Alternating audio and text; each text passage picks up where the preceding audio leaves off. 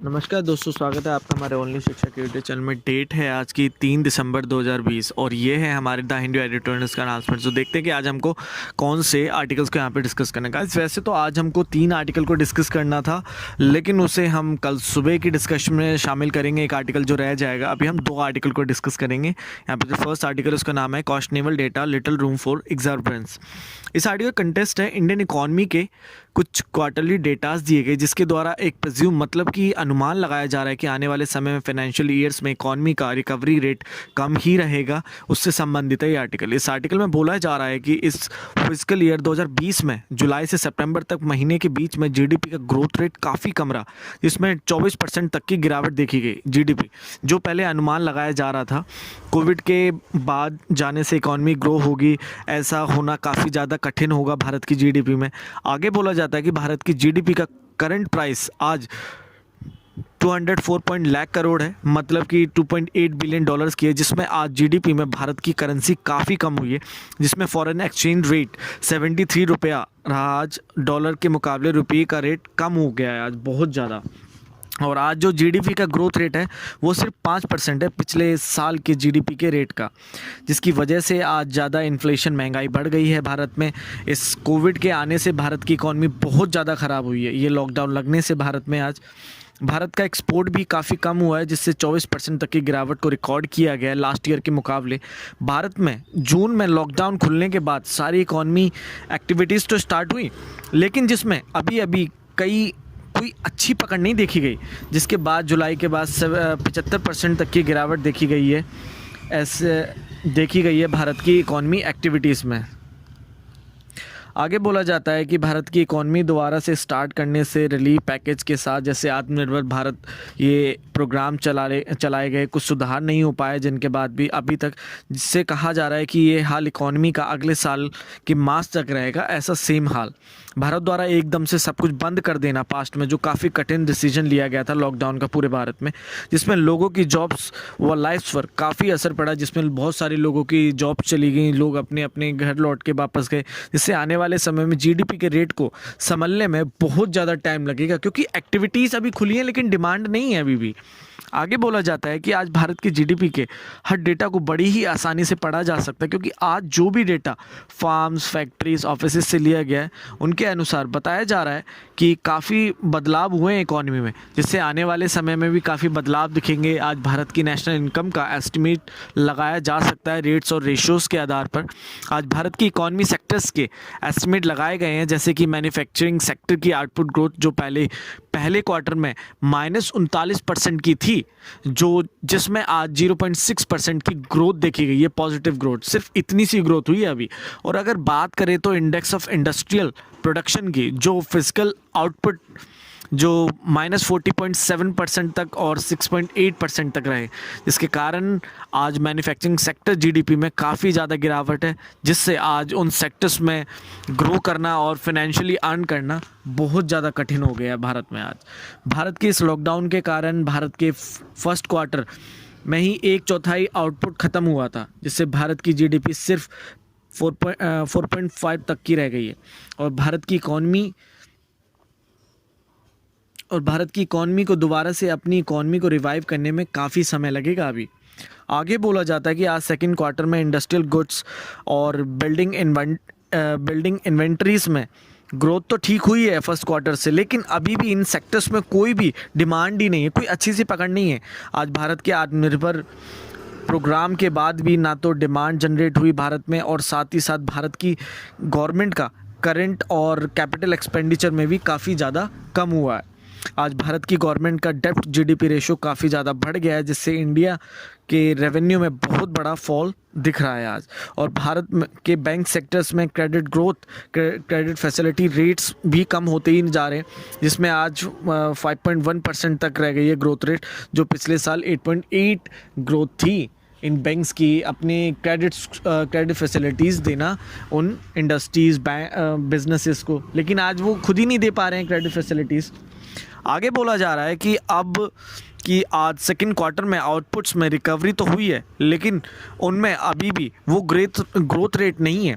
कुछ खामियां आने के बाद, जैसे भारत की core industries, coal, natural gas, crude oil, refinery products, petrol, diesel, fertiliser, steel, cement, electricity, जिनमें ग्रोथ तो हो रही है, लेकिन पास्ट के ईयर से ये 2.5% तक कम रहे हैं अभी, क्योंकि आज डिमांड ही नहीं है इनकी मार्केट्स में आज। और अगर इन सेक्टर्स की ग्रोथ का इंडेक्स देखा जाए पूरा मिला के, तो वो नेगेटिव 13% तक रही पिछले साल के मुकाबले। आज गवर्नमेंट को डिमांड जनरेट करनी होगी मार्केट में, जिससे इकॉनमी रिवाइव हो। आगे बोला जाता है कि अगर पूरी तरह इकॉनमी की बात करें तो जिससे प्रोडक्ट्स के आधार पर कुछ रेट्स डेटा सामने आए हैं। भारत के चीफ इकोनॉमिक एडवाइज़र द्वारा कहा गया कि भारत का फाइनेंशियल ईयर इस बार बैलेंस ऑफ पेमेंट के साथ एंड होगा, जिसमें भारत में बैलेंस ऑफ पेमेंट में ज़्यादा अच्छी ग्रोथ हुई, जिसमें ज़्यादा सरप्लस अमाउंट है, जो इकॉनमी के लिए गुड साइन होता है एक डेवलपिंग कंट्रीज़ के लिए। लेकिन ऐसा कहना बिल्कुल ही गलत होगा आज की डेट में। क्योंकि जो बैलेंस ऑफ पेमेंट है उसमें सरप्लस अमाउंट जब आता है, इस अमाउंट को जब प्राप्त किया जाता है, जब इम्पोर्ट जो एक कंट्री द्वारा जो इंपोर्ट किया जाता है, जो रेट फिक्स किया जाता है, अगर उस रेट से निगोशिएशन अच्छी हो रही है, लेकिन भारत द्वारा अभी ग्रोथ हो ही नहीं पा रही है, ना तो इंपोर्ट किया जा रहा है, क्योंकि भारत अभी सक्षम नहीं है उस वारंटेड रेट को प्राप्त करने में इंपोर्ट के लिए जो बनाया गया अभी, जिसके कारण अभी भी डाउनफॉल दिख रहा है इंपोर्ट्स में और इन्वेस्टमेंट्स में, डिमांड्स में आज। और साथ ही साथ भारत का फॉरेन एक्सचेंज रिजर्व और स्टॉक मार्केट्स में भारत की इकॉनमी पॉलिसी में चेंज होने के कारण ग्लोबली में अदर कंट्रीज़ द्वारा इन्वेस्टमेंट भी नहीं की जा रही, लेकिन अभी तक ऐसा कुछ हुआ ही नहीं है। अभी अदर कंट्रीज़ द्वारा इन्वेस्टमेंट की जा रही है, लेकिन अभी तक कुछ ऐसा नहीं हुआ है। और जो भारत के पास फॉरेन एक्सचेंज रिजर्व है, वो भारत का शॉर्ट टर्म डेब्ट है, जो भारत ने एक्सपोर्ट करने से अर्न नहीं किया है फॉरेन एक्सचेंज जो रिज़र्व है। जैसे कि चाइना के द्वारा एक्सपोर्ट जो भी फॉरेन एक्सचेंज रिज़र्व को जो प्राप्त किया गया है, वो उनके गुड्स को प्राप्त कर मींस कि सेल आउट करके तब उन्हें प्राप्त होता है, लेकिन यहाँ तो ये एक शॉर्ट टर्म डेब्ट की तरह है। और स्टॉक मार्केट में आज फॉरेन कैपिटल जो भी भारत के पास है, उसके द्वारा बैलेंस ऑफ पेमेंट को मेंटेन किया जा रहा है। तो भारत के पास कोई स्ट्रेंथ नहीं है, भारत के पास आज कोई अपना मनी नहीं है जिसको वो स्टॉक मार्केट में लगा सके, जिससे बहुत बड़ा नुकसान दिख रहा है आज भारत की इकॉनमी में, जिसके कारण बचा हुआ रिजर्व भी ख़त्म होता जा रहा है। आज भारत की गवर्नमेंट को इन सब पर ध्यान देना चाहिए, जिससे इकॉनमी रिवाइव की जा सके। अंत में बोला जाता है कि भारत के इस सेकंड क्वार्टर में रिकवरी हुई है और जो डिक्लाइन रेट भी कम होता जा रहा है, क्योंकि जो डिक्लाइन रेट था वो पहले बहुत ज़्यादा था इन सेक्टर्स में, लेकिन अब धीरे धीरे करके कम हो रहा है भारत की इकॉनमी को दोबारा से ओपन करने के बाद। लेकिन भारत की क्वार्टरली ग्रोथ नहीं हो पा रही है, बल्कि उनके एस्टिमेशन मेथड डेटा के अनुसार अभी इकॉनमी काफ़ी ज़्यादा कमज़ोर है, जिससे इकॉनमी का मूव करना मुश्किल है अभी। आज इस फिस्कल ईयर में काफ़ी ज़्यादा नेगेटिव ग्रोथ है, जिससे आगे ग्रोथ में काफ़ी प्रॉब्लम्स रहेंगे और ग्रोथ को अभी इन्वेस्टमेंट एक्सपेंडिचर करना चाहिए। गवर्नमेंट को अभी इन्वेस्टमेंट और एक्सपेंडिचर बढ़ाना चाहिए पब्लिक ग्रोथ के लिए, जिससे ग्रोथ हो और आने वाले फिस्कल में ग्रोथ काफ़ी कम होगी। सबसे पहले गवर्नमेंट को डिमांड बढ़ानी चाहिए, जिससे इकॉनमी बढ़ना स्टार्ट हो। हमारा जो सेकेंड आर्टिकल है उसका नाम है कास्ट कॉल। इस आर्टिकल कंटेस्ट है रिजर्वेशन कास्ट से संबंधित है ये आर्टिकल। इस आर्टिकल में बोला जा रहा है कि आज तमिलनाडु में एक सर्वे किया जा रहा है कास्ट के आधार पर, जिसमें तमिलनाडु गवर्नमेंट द्वारा एक कमीशन को सेटअप किया गया है, जिससे कास्ट वाइड डेटा को कलेक्टेड किया जाएगा पूरे स्टेट में। और ये ऐसा इसलिए किया जा रहा है जिससे सिर्फ पॉलिटिकल आउटकम्स निकाले जाएंगे। अभी वहाँ इलेक्शन कंडक्ट होने से पहले ही वहाँ के पटाली मक्कल कच्ची पॉलिटिकल पार्टी द्वारा डिमांड की गई है 20% रिजर्वेशन को बढ़ाने की एजुकेशन और गवर्नमेंट जॉब्स में वेनियर कम्युनिटी के लिए। जो वहाँ की कम्युनिटी है इस पॉलिटिकल पार्टी के लिए काफ़ी एक इम्पोर्टेंट बेस है, क्योंकि उनके द्वारा आई थिंक कि इलेक्शंस में उन्हें ज़्यादा सपोर्ट दिया जाता है, जिसके लिए संदर्भ में सुप्रीम कोर्ट द्वारा स्टेट गवर्नमेंट से उन क्वांटिफिएबल डेटास को मांगा जा रहा है कि जिससे पता चल सके कि हाँ उस कम्युनिटी को ज़रूरत है रिजर्वेशन की, जिससे उन्हें रिजर्वेशन के रेट को बढ़ाया जाए। उस कम्युनिटी के लिए, क्योंकि अभी तमिलनाडु में 69% तक टोटल रिजर्वेशन दिया जा रहा है और कम्युनिटी को रिजर्वेशन दिया जाता है सोशल और लीगल नेसेसरी पर, ना कि पॉलिटिकल मर्जी पर। आगे बोला जाता है कि आज अन्य कम्युनिटीज़ द्वारा भी भारत में रिजर्वेशन की मांग करी जा रही है, जिसके लिए कम्युनिटी बेस्ड प्रोग्राम्स को भी चलाया जाता है, जैसे कि गुज्जर कम्युनिटी, जाट, पाटीदार्स, वेनियर द्वारा, जिनसे ये सब सेक्शंस रिजर्वेशन की डिमांड कर रहे हैं। आज तमिलनाडु में पास्ट में वेनियर कम्युनिटी के साथ काफ़ी ज़्यादा वॉयलेंट हुआ था पास्ट में 1987-1988 तक में, जिससे ये बैकवर्ड क्लासेस में है, ये कम्युनिटी रखी गई हैं, जिससे 20% तक रिजर्वेशन दिया गया है। इसमें ये कम्युनिटीज़ द्वारा मांग की जा रही है इस रेट को बढ़ाने की, व साथ साथ अन्य कास्ट द्वारा भी इसका प्रोटेस्ट किया जा रहा है कि भैया हमें भी रिजर्वेशन चाहिए, जिसमें आज एक कास्ट के साथ साथ अन्य सभी कास्ट के बीच में एक कंपटीशन सा दिख रहा है रिजर्वेशन को बढ़ाने के लिए, जिसमें वे समझते हैं कि रिजर्वेशन बढ़ने से ज़्यादा सेफ्टी मिलेगी उन्हें, उनके कास्ट के लोगों को। लेकिन ऐसा नहीं है। आगे बोला जा रहा है कि जो कमीशन को जो सेटअप किया गया है सर्वे के लिए, उसके द्वारा सेंटर के उस सेंसस को नहीं यूज़ में लाया जा रहा है जो सेंटर द्वारा हर 10 साल में लिया जाता था जब सर्वे किया जाता था।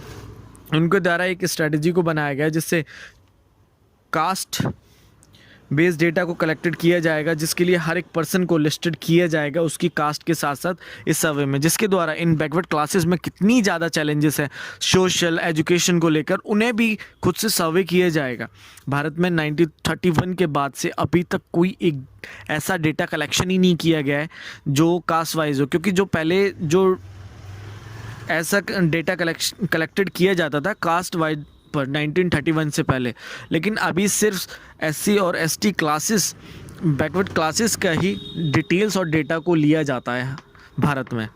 भारत की सेंटर द्वारा सोशियो इकोनॉमिक कास्ट सेंसस को स्थापित किया गया था 2011 में, जिसमें कास्ट डेटा को कलेक्टेड किया जाए, उनके सोशियो इकोनॉमिक डेटा को, कि जिससे पता चल सके कि बैकवर्ड क्लासेस के पर्सन्स की क्या इकोनॉमी है, आज उनकी इनकम क्या है, वो कितना सक्षम है सर्वाइव करने में, और उनके साथ कोई डिस्क्रिमिनेशन तो नहीं किया जा रहा सोसाइटी में। लेकिन उस डेटा को ना तो अच्छे से कलेक्ट किया गया है उस समय पे, जो भी डेटा कलेक्टेड किया गया उसे पॉलिटिकल व इलेक्टोरल संबंधित उसे आज तक कभी डिस्क्लोज ही नहीं किया गया। आज स्टेट गवर्नमेंट को तमिलनाडु के इस डेटा को जांचना चाहिए, जिससे पता चल सके कि एक बैकवर्ड क्लासेस में कितनी ग्रोथ है, ताकि इस डेटा को भी इस्तेमाल में लाया जा सकता है उन बैकवर्ड क्लासेस के लिए। और इस सर्वे को पॉलिटिकल आउटकम के लिए नहीं बल्कि सोसाइटी के लिए कलेक्ट करना चाहिए और सोशल जस्टिस पॉलिसी बनाई जाए, जिनसे सभी को इक्वल राइट्स बने और जिससे इन बैकवर्ड कास्ट को बढ़ाया जा सके, जिससे एक स्टेट को कास्टलेस इक्वल सोसाइटी बनाया जा सके आने वाले समय में। Thank you very much guys and I wish कि आपको समझ आया होगा। आज हमने वैसे 2 आर्टिकल को डिस्कस किया है, हमारा जो 3rd रह गया है टेंशन नहीं लीजिए, कल उसको भी डिस्कस करेंगे। Thank you very much and I wish कि आपको वीडियो अच्छी लगी। अगर आपको वीडियो अच्छी लगी तो please guys more and more subscribe, share and like करें। Thank you very much.